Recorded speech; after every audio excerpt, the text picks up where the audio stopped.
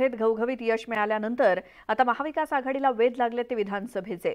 विधानसभेत महाविकास आघाडीची सत्ता येणार असे आडाखे बांधत आता मुख्यमंत्री पदावरून दावे प्रतिदावे केले जात आहेत। जनतेला आता कळलंय की उद्धव ठाकरेंशिवाय पर्याय नाही, तेव्हा विजय पक्का असून जास्तीत जास्त मतांनी विजयी व्हायचंय असं वक्तव्य आदित्य ठाकरेंनी केलं।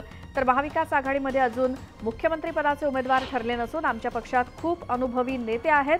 आमच्या पक्षात सर्वात जास्त अनुभवी नेता आज कोण असेल तर जयंत पाटील आहेत, अशी प्रतिक्रिया आमदार रोहित पवारांनी दिली।